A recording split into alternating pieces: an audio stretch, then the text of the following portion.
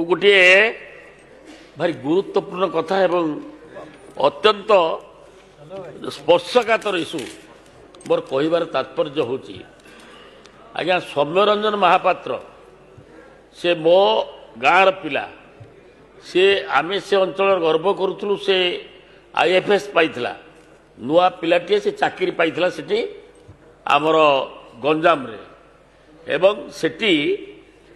एवं तार बाहागर होता ता बाहागर को मध्य मु भी जाइथिली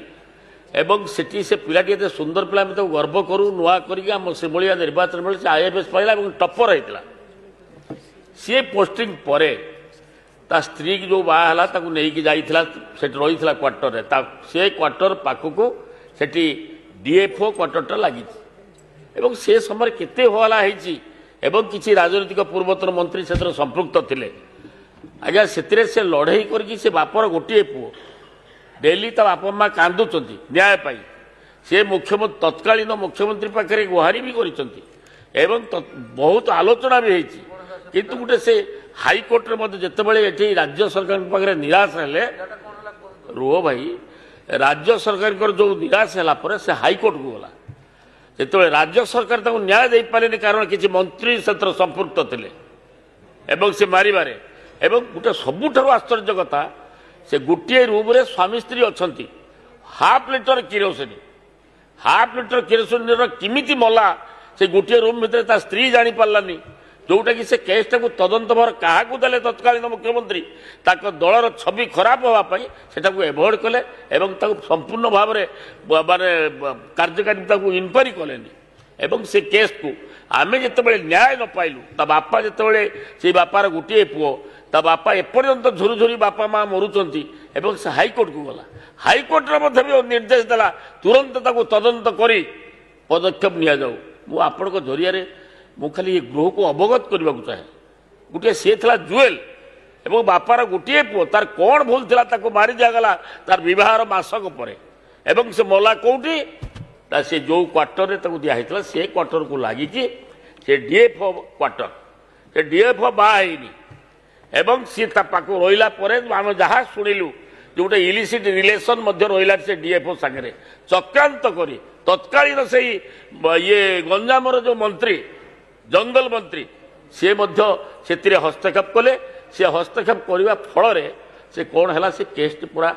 कुआड़े उभार हो गला विरुद्ध में किसी एक्शन है एवं किभली भाव में तार मृत्यु है सेटा तदंत है आम हाईकोर्ट को गलु हाईकोर्ट ऑर्डर दे तुरंत तदंत करके एक्शन नियो ताकर प्रतिशोध नियो एवं दोषी की दंड दियो किंतु मु मैडम आपण जरिया मु निवेदन करने चाहे ताको सरकार गला से तो कलेनी ये वर्षे 3 मास भीतर आम हाईकोर्ट करी हाईकोर्ट जेहेतु निर्देश देती तदंत हम कैश ड्रप हम ना तेणु मुझे जरिया निवेदन करने चाहिए आम प्रिय मुख्यमंत्री को सी तो सब कथा सी लोकों मुख्यमंत्री सी आम मुख्यमंत्री एवं मुझे जरिया मु दाबी रखुची तुरंत से रिओपन करा जाऊ से जो सौम्यरंजन महापात्र जो एसएफ जे को मरी एवं सी बेसी दुखर कथा जे से जेते तत्कालीन पुलिस अफसर जो मैंने थे से झील घर को गले भी तदंत करने स्टेटमेंट नापी तेणु मुझे जरिया नवेदन कर स्पर्शकातर इश्यू तेणु तुरंत माने मो मुख्यमंत्री को आपण जरिया नवेदन करने चाहे से जो केस को दीर्घ से हूँ कलंकित अध्याय रजेडी वाला केते लोक को मारी सौम्यरंजन महापात्र मारिदेला भितर से भी तत्कालीन राज्य सरकार संपृक्त रही तेणु मुझे जरिया नवेदन कर केसटा को बुझा जाऊ एवं तदंत हो ता बापाटी न्याय पाऊ बापा मार गोटे पुओ से चलीगला से बस कांदुची पूरा संपूर्ण भाव में तत्कालीन सरकार जो बीजेडी सरकार थिला से माने संपूर्ण भाव में पूरा नीरव रहिले एवं से सौम्यरंजन महापात्र को न्याय दे पारिले नहीं आमे केस कला परे मध्य केस सत्यर जय होती एवं से तदंत निर्देश आस मुझे जरिया नवेदन करने चाहे माने सौम्यरंजन महापात्र को मारी किए किमिति मला अधा केजी किरोसिन किमिति से पुड़ी है एवं तार डेड बॉडी की एवं से पुड़ी थिला ताको आनिबा पाई प्राय 30 सेठी माने डाक्टर मेडिकल अच्छी ताको घिनिक आसले जोटा कि आम ये ब्रह्मपुर माने मेडिकल कॉलेज अच्छी सेठी न नहीं ତାକୁ ଘିନି ଆସିଲେ ଏଇ ଯୋଉ କଟକରେ ତାକୁ ଦେଖୁ ଦେଖୁ ତାର ଆତ୍ମା ଚାଲିଗଲା ଏବଂ ଜାଣି ଶୁଣିକି ମଝିରେ ତିନିଥର ଆପଣ ଶୁଣିଲେ ଆଶ୍ଚର୍ଯ୍ୟ ସେ ଷ୍ଟୋରି ସେ ତାର ସୌମ୍ୟରଞ୍ଜନ ମହାପାତ୍ର ପୁଡ଼ି ଯାଇଛି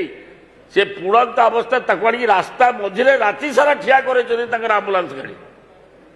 ସେ ଦିନର ଇତିହାସକୁ ମନେ ପକାଇଲେ